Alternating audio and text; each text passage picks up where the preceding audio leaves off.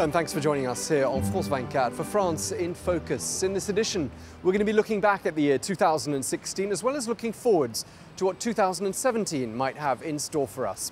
We're going to begin with this review of the last 12 months, which included a period of national mourning following the Bastille attacks in Nice, but also some happier moments for the French people. 2016. France was once again hit by terrorist attacks carried out by the Islamic State group. First in June, a police officer and his wife were savagely stabbed to death in their home just outside of Paris. The jihadists were shot dead during a police raid.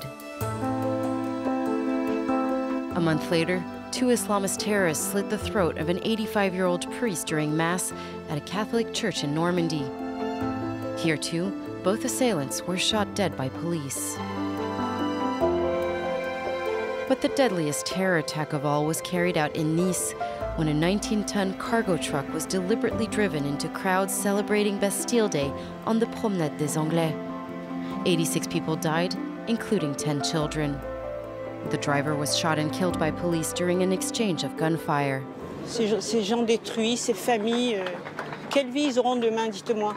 C'est comme le Bataclan, c'est comme Paris, c'est comme Charlie Hebdo, c'est comme le Super Cacher, c'est comme... Voilà, c'est comme tout, c'est la France qui est triste, qui est en deuil. Fearing more terror attacks, the French government extended the state of emergency 4 consecutive times. An attempt to insert a clause into the constitution to strip convicted terrorists with dual nationality of their French passports caused deep divides within the ruling Socialist Party. The president finally scrapped his plan and his justice minister resigned. 2016 was also marked by street protests. First against a labor reform set to make it easier for employers to hire and fire staff. Est-ce que ça vous intéresserait de lancer un débat sur ce sujet-là tout de suite? Out of these demonstrations arose the so-called Nuit debout social movement.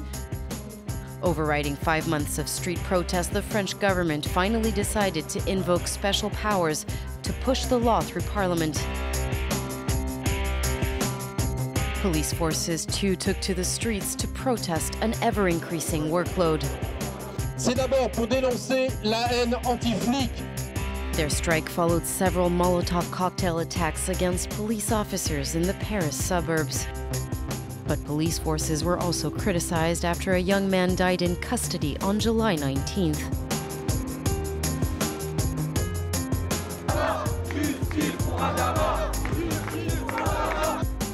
An incident which sparked several days of clashes in the Paris suburbs. 2016 was also highly politically charged. Almost 4.5 million people came out to vote in the right-wing primaries to choose the party's presidential candidate. Polls had him mostly in third place, but François Fillon easily beat Bordeaux Mayor Alain Juppé, getting 66.5% of the vote. Former French President Nicolas Sarkozy announced the end of his political career after a humiliating defeat in the first round of the race. Meanwhile, on the left wing of the political spectrum, the Socialist president's satisfaction rate was at its lowest, making him the least popular French president since World War II. J'ai décidé de ne pas être candidat à l'élection présidentielle. Hollande's decision leaves the way open for a bitter socialist primary race in January 2017. Out of 7 candidates, the leading contender is the former Prime Minister Manuel Valls. But 2 other candidates are set to disrupt the political game. Far-left leader Jean-Luc Mélenchon and former economy minister Emmanuel Macron, who's running as an independent. Vive la France! In 2016, the so-called jungle refugee camp in northern France was dismantled. Some 7,000 migrants living in makeshift shelters were evacuated. The camp was razed. A similar operation took place in a northeastern district of Paris. Another important highlight this year, Euro 2016 was marked by post-match violence in Marseille, but also by the French national team that eventually made it to the final. French astronaut Thomas Pesquet also gave French people a reason to be positive after a difficult year when he made the country's first space mission in almost a decade. In the final months of this year, the race to the French presidency has really been dominating the news ahead of the presidential elections in April and May of next year. Well, to help us understand what's in store, I'm joined now by James Creedon. Now, James, you were following the primary of the Conservative Party, Les Républicains. Just tell us what happens next. Well, the next big step in the run-up to May, which is when the election is going to be, the second round of the presidential election, is the Socialist Party primary. Now, that's taking place in January. The front-runner is Manuel Valls. He's the Prime Minister. But as we saw with the the Conservative primary, there was a huge surprise. François Fillon came out of nowhere. He surged out of nowhere. No one saw him coming. And he won by quite a considerable margin. So 5 years ago, there was a Socialist Party primary. Manuel Valls got 5% in that primary. He scored very badly, in fact. And there was a big surprise that time round as well. Arnaud Montebourg, who went on to become the industry minister, got 18%. Polls had given him 6%. So really, we don't know at this point what's going to happen in January, just as with the Conservative primary and with so many other surprises around the world in the last few months. We'll just have to wait and see what happens. OK, so it sounds like it's going to be a pretty fierce race, isn't it? That's right. And of course, the big question that everyone has been asking for the last few months is the National Front, the far-right party, going to get into the second round of the presidential election? It's a two-round vote. There is a good chance that they will, in particular because the mainstream parties have been weakened.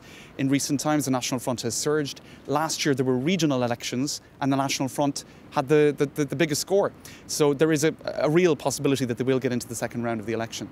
They have also been rebranding themselves as a more socially aware party. They're talking about counteracting François Fillon, who is a Conservative candidate, his austerity policies. They're saying, no, we need to keep public jobs, we need to keep public spending high, we need to be careful of working class considerations, etc. So their whole platform is going to appeal to, I guess, working class voters, but also to nationalist, conservative voters who maybe want France out of the European Union, for example. Do you think, with people saying that this presidential election is going to be an historic election, do you think that's an exaggeration? I don't think so, because you have candidates who are proposing radically different visions of France. Just to break it down into bite-sized ideas, the National Front is talking about a Frexit out of the European Union.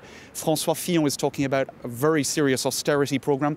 And then you have Manuel Valls, which is more, or whoever becomes the left-wing candidate or the centrist candidate, there you would have more of a degree of continuity. So very, very different visions of France. And finally, James, we're not just talking about the presidential election, are we? There's also going to be parliamentary elections next year.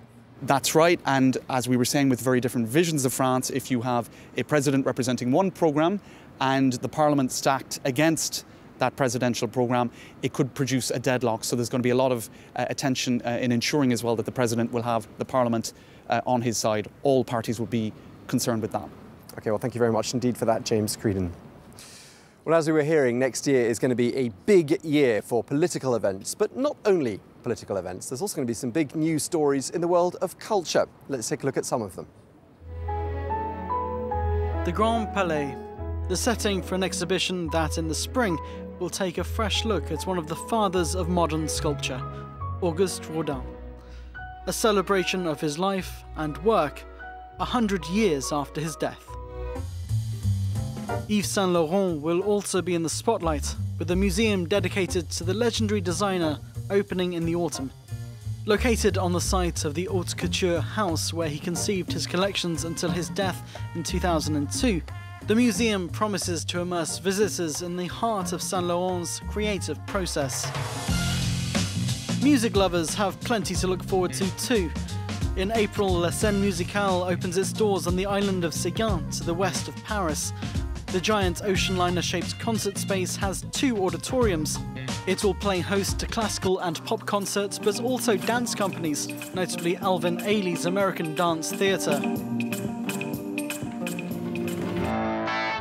For those who prefer their live music out in the open, the American giant of festivals Lollapalooza will be hoping to seduce Parisians when it arrives for its first edition in the French capital in July. 2017 promises to be a big year in French cinema too. Lisa Azuelas' tribute to the leader will open in the new year, 30 years after the iconic singer's death.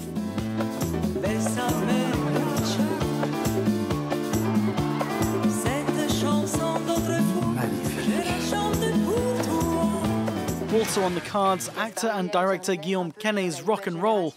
Playing a has-been version of himself, Canet is facing his 40s alongside wife Marion Cotillard in a role far from glamorous cliches. Last but not least, 2017 will see the release of Luc Besson's Valerian, a blockbuster that already has science fiction fans salivating. The director says it's the most expensive French film of all time. Well, that brings us to the end of this final edition of France in Focus for the year 2016. Thank you very much indeed for watching. Happy holidays and see you again soon here on France 24.